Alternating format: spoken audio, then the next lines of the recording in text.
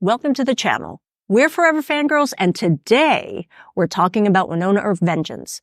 The 90-minute special drops this Friday the 13th on Tubi. Now, did it deliver enough for Earpers and newbies alike? Well, you know what? We've seen the special, so let's discuss it. Spoiler-free, we promise. We ride at dawn! Really? Yes. I shall be there. Well, dawn-ish. So, before we mount anything, Oh my God. please be sure to like and subscribe our channel to be notified of new videos. For those of you who haven't seen Wynonna Earp or need a quick refresher, let's get the rundown. At 27 years old, Wynonna Earp became the Earp heir, and on her way home to Purgatory in the Ghost River Triangle, her bus got a flat tire. Demonic sounds filled the air, and Wynonna got off the bus to save a fellow passenger. Please never get off the bus. She comes face to face with a Revenant, which is a demon created by Wyatt Earp's weapon Peacemaker. Thus begins the classic saga of a heroine with hair for days against various demons hell-bent on breaking free. 4 seasons later, the series ended, leaving viewers with their happily ever afters and the Ghost River Triangle in a state of peace and happiness. Well, vengeance picks up 18 months later, when Purgatory's idyllic existence is shattered by a new evil threat that pulls Wynonna and Doc back to the Devil's Den. So, when I first saw the trailer, I was both nervous and excited. Excited because we got to see more Earp. Nervous because we got a very rare happily ever after. How is vengeance going to affect that? You know, if I'm actually being honest, it brought me back to season 4's Holy War Part 1, where Jeremy grabs the camera and he looks right into your soul and says, I know how this looks, but I'm asking you to trust us. And in Emily we trust. That we do. What now, Earp? Well, now that we've seen it, we can't discuss Wynonna Earp without first saying the cast continues to bring their A-game to every scene. Yeah, I mean, there are so many moments when they're not even saying anything and they're just bringing so much to the screen. And in video game terms, it kind of felt like the characters leveled up and the cast was really up to the challenge. Yeah, and the script was filled with the same humor and character growth that Earpers are used to seeing. Yet the cast and the story lay enough groundwork for new viewers to join the ride.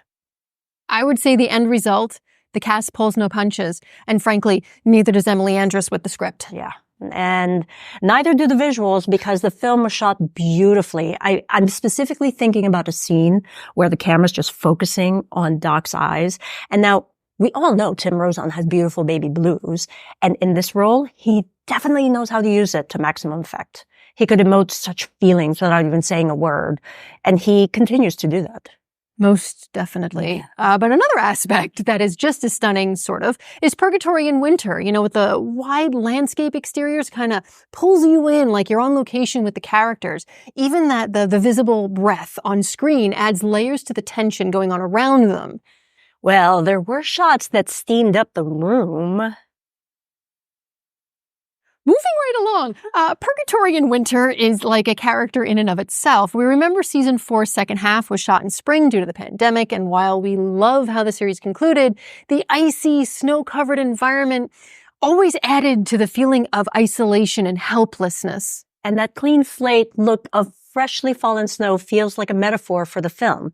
It's familiar yet different, dark, and more dangerous as the stakes feel higher. And the characters are in different places than when we last saw them. In interviews, Emily mentioned meeting the cast where they are now in life because time moves on.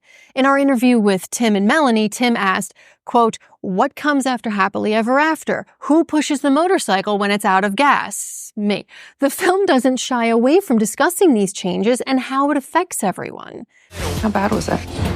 So what did we think of Vengeance? It's an excellent addition to the Wynonna Earp universe. While it can stand on its own, it also has the elements that endeared the show to those who have seen it from the start. It also adds to the lore that longtime fans will definitely want to see more of. You know, I keep going back to something Nicole said in the trailer, and I completely agree with it. This doesn't feel like a reunion. It is more like a reboot, as if Vengeance has drawn a line in the snow between the present-day version of the characters and their past selves in the TV series. They've grown and can reflect on the past briefly, but they can't stay there forever. Yes, definitely. It seemed like the biggest overarching theme is that change is inevitable, which means that they have to navigate this new normal, whether it brings joy or heartbreak. That means vengeance feels more like a beginning of a whole new adventure than a one and done. Yeah. If you have an emergency, crack it. In our interview with Melanie and Tim, we asked them what emojis they would use to describe Wynonna Earp vengeance. And Tim had mentioned a kangaroo. And to be honest, we weren't sure what he meant at the time, and we still don't. Yeah, maybe he meant purgatory as a kangaroo court of sorts. Oh my God. I don't know. We need to watch it again to see what the reference is. And when it drops, please be sure to watch it on Tubi as many times as you can. And then let us know if you know the kangaroo reference. But for us, we also said the 3 emojis we'd choose after we saw the trailer were the poop emoji, the mind blown emoji, and the fire emoji. And after seeing Wynonna Earp vengeance, we're sticking with the fire and the poop emoji. But we're changing the third one because if there's an emergency, quack it. Ooh, my duck is backwards. If there's an emergency, quack it. So what emojis would you choose? Let us know in the comments below.